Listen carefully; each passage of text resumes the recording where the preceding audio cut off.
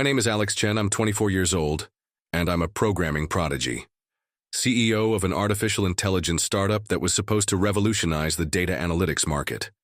At least that was true until 3 days ago. For the past 3 years, since my final semesters at Stanford, I dedicated every free hour, every weekend, every holiday to turning a few lines of code into a company worth $2 million on paper. I slept 4 hours a night, lived off cold pizza and Red Bull. My college friends were already working at Google and Facebook, earning their 150 grand a year, while I was betting everything on a dream. The problem is, I've always been better with computers than with people. My specialty was building algorithms that could process terabytes of information in seconds, not navigating the murky waters of corporate politics. That's why I trusted Thomas Vance. 50 years old, a Silicon Valley veteran, with a network that even Apple executives would envy. He offered to mentor me when my startup was just me and 2 laptops in my mom's garage in Palo Alto. "You're a genius, Alex," he used to say. "But you need someone who understands how this world really works." I believed him. Like an idiot, I believed him. Thomas helped me land our first angel investment, $400,000 from a fund he personally knew. He introduced me to other entrepreneurs, taught me how to pitch to investors, even took me to fancy restaurants in San Francisco where million-dollar deals are made between appetizers and dessert. For 2 years, our partnership worked. He handled the business side while I focused on what I did best, code. My AI could predict market trends with 87% accuracy. Companies like Netflix and Amazon started showing interest. We were on the verge of closing a $5 million Series A. That's when Thomas showed his true colors. The meeting was scheduled for a Tuesday morning. Our office in Mountain View, the low-rise glass building we were renting for $3,000 a month. I thought it was to finalize the terms of the Series A. I arrived 10 minutes early, as always, carrying my MacBook and a folder with technical documents. The conference room was packed. Thomas, of course, but also 3 men in suits I'd never seen before. A corporate lawyer, I later found out. 2 board members Thomas had appointed when we secured our first round of funding. People I had trusted to make key decisions about my company. "Alex, have a seat," Thomas said with a smile that didn't reach his eyes. The documents were already on the table. My removal as CEO, claims of mismanagement, lack of business vision, unanimous board decision. I had 24 hours to clear my desk and hand over all company access. "You're a genius, Alex," Thomas repeated, but this time his tone was different, patronizing. "But this company needs an adult in charge. The code is ours now." I stayed silent for maybe a full minute. They were expecting an outburst, shouting, threats of a lawsuit. Instead, I picked up the pen and signed where they pointed. I negotiated only a small symbolic share of the company, 3%. Crumbs. "You're taking this surprisingly well," the lawyer commented, almost puzzled. "I don't see a reason for drama," I replied, placing my copy of the documents into the folder. Business is business. Inside, I didn't feel anger. I felt a cold, calculated clarity I didn't know I had, because Thomas Vance made a fatal mistake. He assumed I was just a naive kid with decent code. He didn't know that every line I wrote was protected by security layers I'd implemented from day one. He didn't know I had digital records of everything, time-stamped and cryptographically signed. And most importantly, he didn't know that over the past 6 months, since I started suspecting his intentions, I had built a parallel version of the main algorithm, a version with a subtle flaw, nearly undetectable in early tests, but one that would become catastrophic at scale. As I walked out of that office for the last time, Thomas patted me on the shoulder. "Nothing personal, kid. That's just how Silicon Valley works." "I completely understand," I replied, and I really did. Better than he could imagine. The truth is, I'd been suspicious of Thomas for at least 6 months before the meeting that changed everything. When you spend your whole life debugging code, you develop a sharp instinct for sensing when something's off. And Thomas had started showing obvious behavioral bugs. It started with seemingly innocent questions during our weekly lunches at Phil's Coffee in Palo Alto. "Alex, where exactly do you store the main source code?" How many people have access to the master repo? Have you ever thought about patenting the core algorithms? At first, I assumed it was genuine mentorship. After all, he was right about the importance of protecting intellectual property. But then the questions got more specific. He wanted to know about our server architecture, our backup systems, even about my personal GitHub logins. It's important I understand all the technical aspects so I can represent the company properly, he'd say. But I've been coding for over a decade. I know the difference between genuine curiosity and social engineering. Thomas was running a reconnaissance attack on my own company. That's when I started building my own defense systems. First, I completely restructured our code architecture. I created a modular system where the core of the main algorithm was isolated in a separate repo, hosted on servers only I controlled, AWS with end-to-end encryption, multi-factor authentication, and a versioning system that logged not only every change, but also the digital biometrics of whoever made them. "Why are you making the system so complicated?" Thomas asked when he noticed the changes. "Scalability," I lied smoothly. "We need to be ready for when we grow." At the same time, I started documenting everything obsessively. Every email, every conversation, every business decision. I installed an app on my phone that automatically recorded all calls. Legal in California, as long as one party consents. And I always did. I found some interesting things in those recordings, like how Thomas referred to our code when talking to investors, even though I'd written 95% of it myself. How he mentioned adjustments to the intellectual property structure in conversations he thought I wasn't paying attention to.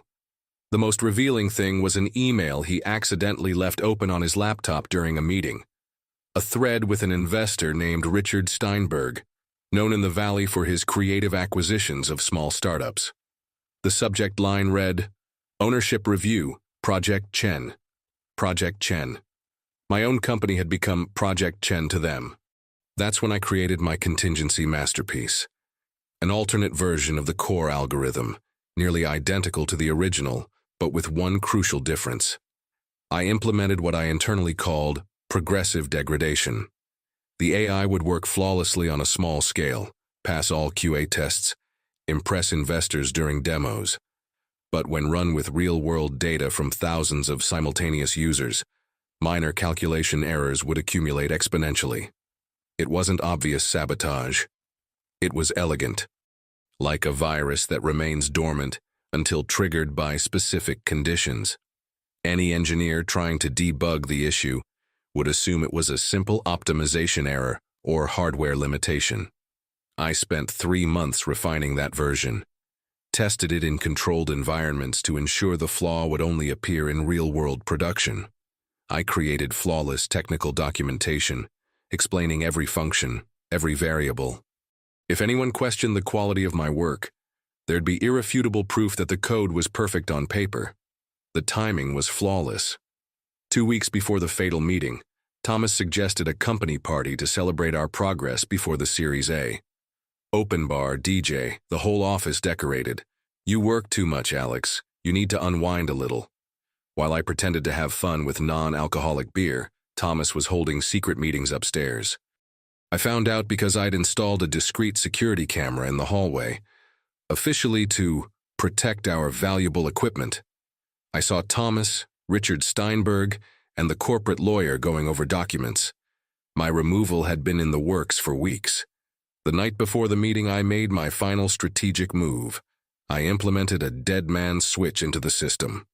If my access was suddenly revoked, the system would automatically send copies of all my records, recordings, and evidence to my personal lawyer, the patent office, and a tech journalist at TechCrunch who had shown interest in our startup.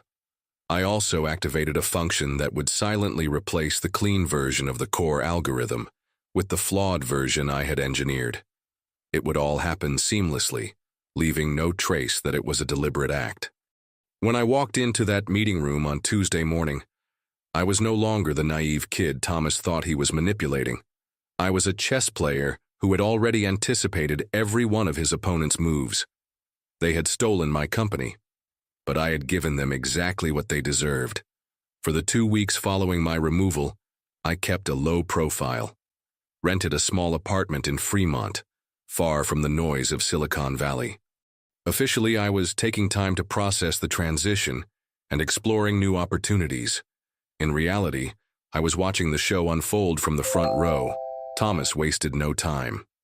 3 days after I stepped down, he announced on TechCrunch that he had personally taken over leadership of Chen Analytics. Yes, he kept my last name in the company, probably to preserve the recognition I had built. The article described him as the seasoned veteran poised to turn a promising startup into Silicon Valley's next unicorn. He hired a brand new engineering team, 5 senior developers from companies like Meta and Twitter, with monthly salaries totaling $50,000, a CTO from Stanford who had worked in machine learning at Tesla. On paper, it was a dream team. The official launch was scheduled for a Monday in October. Grand opening at the Moscone Center in San Francisco. 500 guests, including tech journalists, investors, and CEOs from major corporations. Thomas had poured $200,000 into the event alone. I got an invite. It wasn't irony. It was pure arrogance. He genuinely believed I'd show up to congratulate him. Instead, I stayed home and monitored the system logs in real time. My modified version of the algorithm was running exactly as planned. In demo tests with small data samples, the AI performed flawlessly. 92% accuracy, impressive processing speed, smooth interface. The event was a success. Thomas gave a polished presentation, showcasing how the AI could analyze consumer behavior patterns for e-commerce companies. The audience was impressed. By the end of the night, he had pre-contracts worth $2 million with 3 major clients. Wednesday is when the problems began. My phone rang at 6 p.m., unknown number, but I recognized the voice immediately. "Alex, we need to talk," Thomas said, trying to sound casual. "We're experiencing some minor technical challenges." "Technical challenges?" "Nothing serious.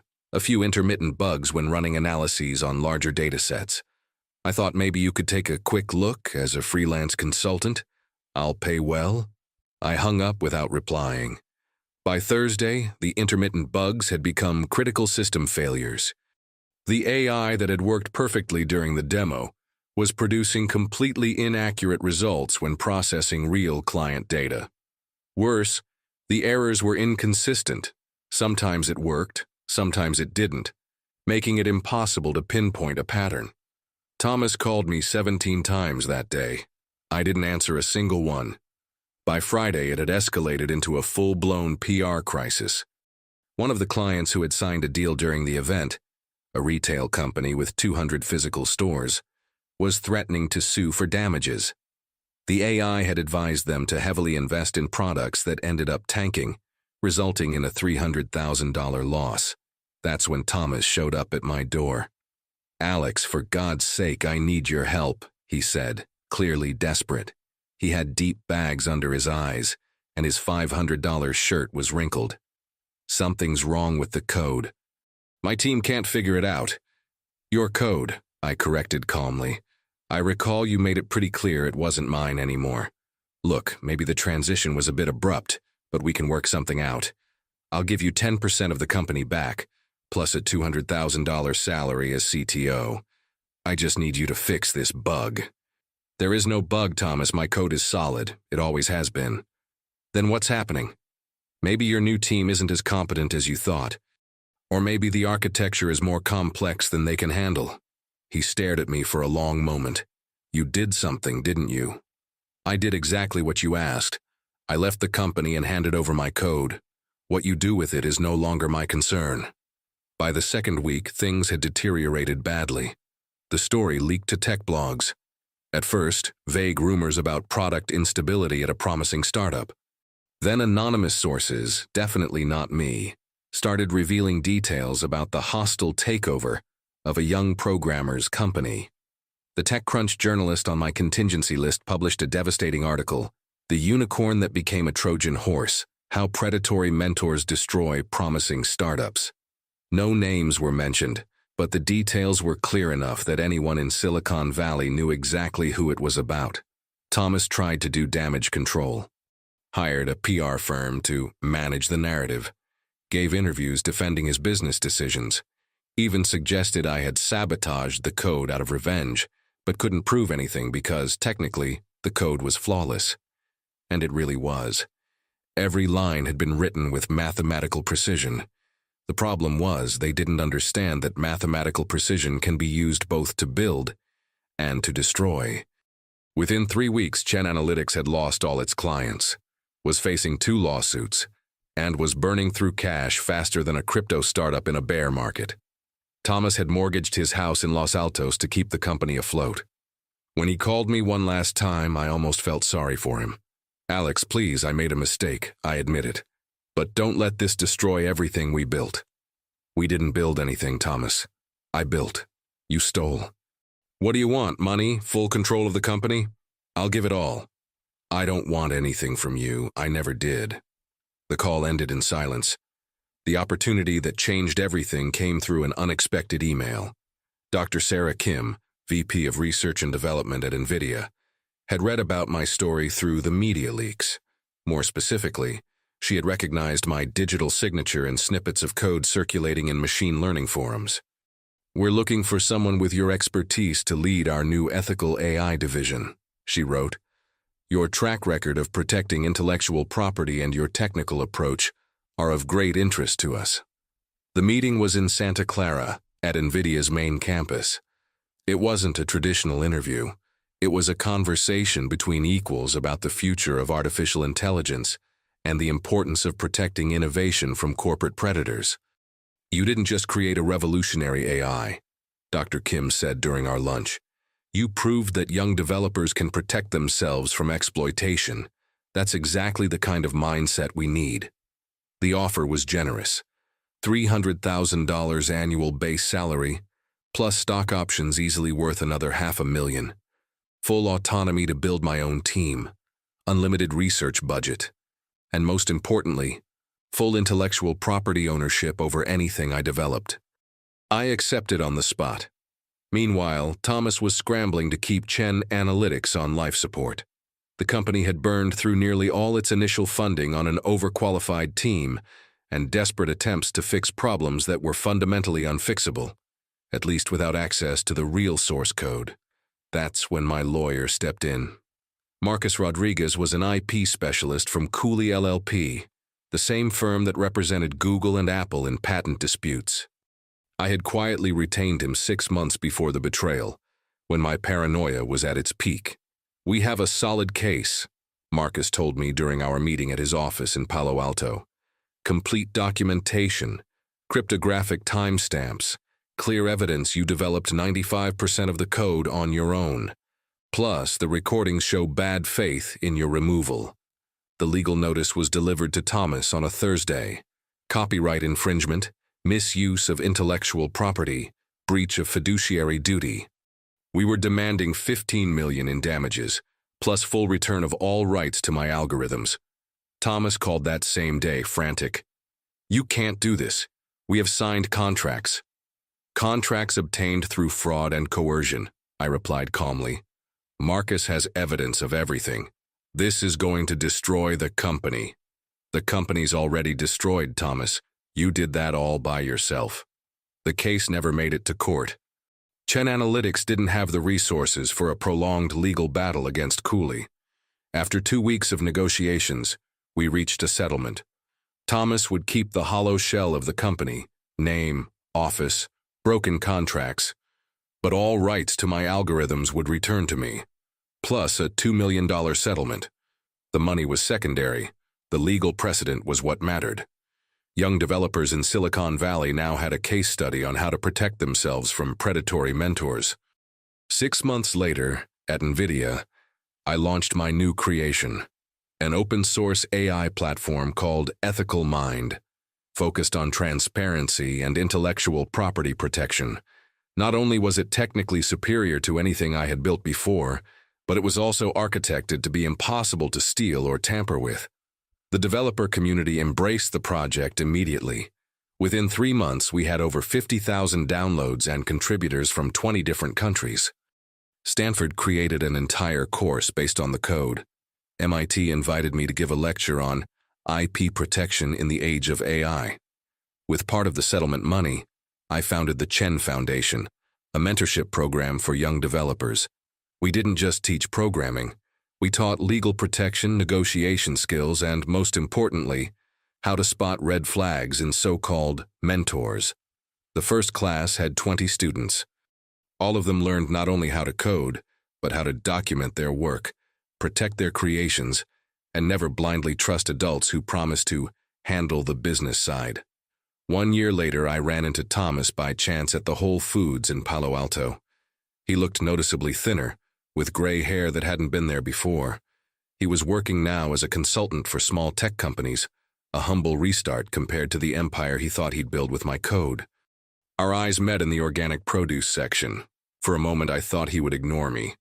Instead, he walked over. "Alex," he said, his voice lower than I remembered. "Congrats on the success at NVIDIA. I read about your foundation, too." "Thanks. You know, I really believed I was helping you. I thought you didn't have the maturity to lead a company." "Maybe you were right," I replied calmly. "But leadership can be learned. Trust, once broken, never fully recovers." He nodded slowly. "I underestimated you, completely. It wasn't personal, Thomas, it was business, remember?" We walked off in opposite directions in the parking lot. Him toward a used Honda Civic, me toward my Tesla Model S. The irony wasn't lost on me. 3 years later, looking back, I realized Thomas had unknowingly given me the greatest gift of my life. He taught me that naivety is a choice, not a destiny. That technical talent must be shielded by strategic intelligence. And that sometimes the best revenge is simply allowing bad people to destroy themselves through their own actions. Today, Ethical Mind is used by over 500,000 developers worldwide. The Chen Foundation has graduated 200 young programmers, each equipped not just with technical skills, but with the kind of wisdom I had to learn the hard way. And Thomas? He's still out there, still trying to find the next young talent to mentor. But his reputation in Silicon Valley is well known now. Words travel fast in our industry, especially warnings about predators. Code never lies, and neither does the truth. If you like this story, leave your like down below. Share it with others who need to hear this. Subscribe to the channel for more real stories of justice and twists. And in the comments, tell me, have you ever been through something similar? How would you react in a situation like this?